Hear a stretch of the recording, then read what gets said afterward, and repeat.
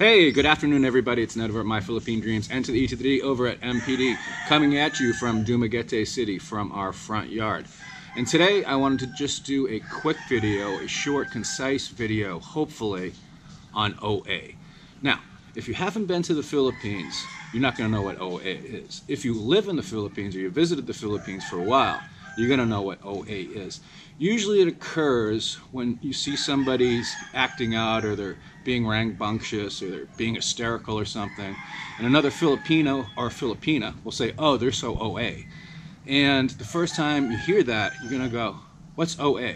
And basically OA is overacting. And there seems to be quite a bit of it in the Philippines. First off, let me say that I am not an expert on Filipino culture. I'm basing this only on my own personal experiences over the past 5 years here in the Philippines. Also, a lot of this stuff is just my opinion. So if you disagree with something, don't get your panties all twisted and go on a rant and a rave and stuff. Don't take it personally. Again, this is just my observations over the past 5 years. Alright, so basically by definition, overacting, or OA, is basically a disproportionate reaction to an external stimulus. It's usually something somebody else has done, although it can sometimes be triggered by something inside the person who is going OA themselves.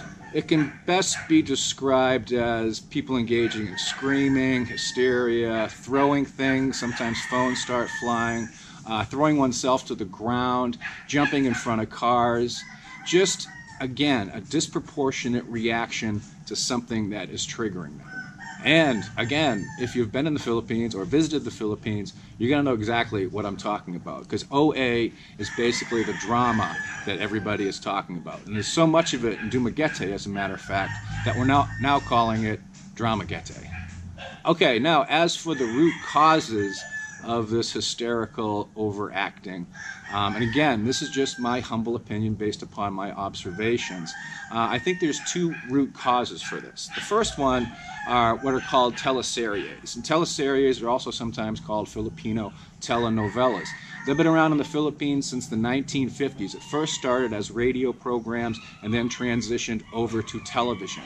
And right now, it is the biggest thing in the Philippines. Basically, teleseries are soap operas, but if you're an American or from the West, it's not like American soap operas, because everything is brought to the nth degree.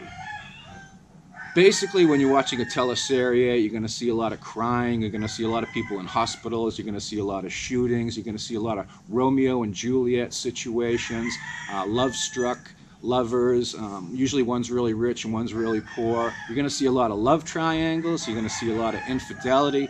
Here in the Philippines, it's called earring, is when you have mistresses on the side. There's a lot of that. And for some reason, there seem to be a lot of ambulances. I don't know why.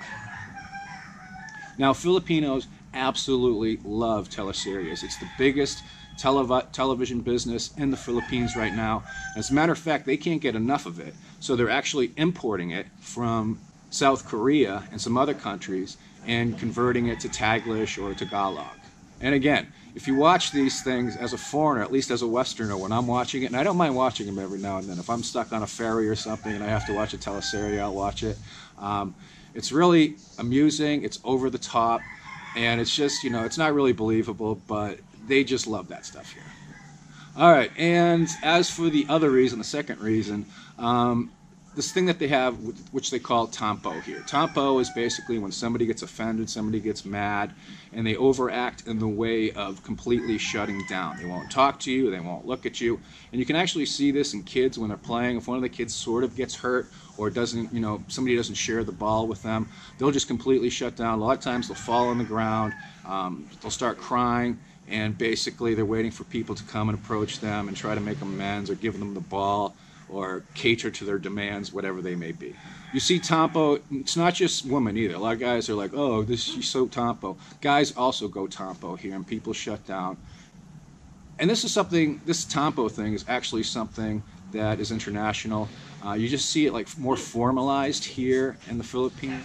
Like, tend to be a little sensitive at times, so when I get mad, I tend to shut down and stuff. Angel, stop barking. So it's basically something that you see all around the world, but again, it's more formalized here in the Philippines. Examples of OA can be situations like, recent examples are, somebody I know had his photo taken with one of the bartenders down at a local restaurant. His girlfriend saw that. She went ballistic, basically came down, dragged him across the street and read him the riot act.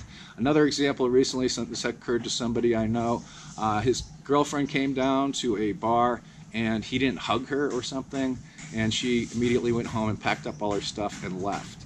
And those are just a few. I'm sure everybody else has their own examples of OA. Now, for a foreigner, this can be somewhat debilitating because it creates a lot of stress, and it can basically fracture a relationship because as foreigners, we're not used to OA. We're not used to this tompo stuff, and we haven't been subjected to teleseries for all of our developing years. So it can be stressful and it can damage relationships. So I'm trying to keep this short, so let me try to finish up. If you have any examples of your experiences with OA or other reasons that you think are responsible for such overacting behaviors, let me know. Be sure to like, subscribe, share, do all that stuff, dislike, anything you want. Until next time, I think I might take off for a couple of days, I'm not sure. I got to clear my head. Till next time, this is Ned over my Philippine Dreams. Take care and beware of the OA. Hey, if you consider our work to be of any value, consider supporting us on Patreon. If you're a Patreon, you get a free copy of my ebook, and we do monthly Google Hangouts. So consider doing that, if you would please.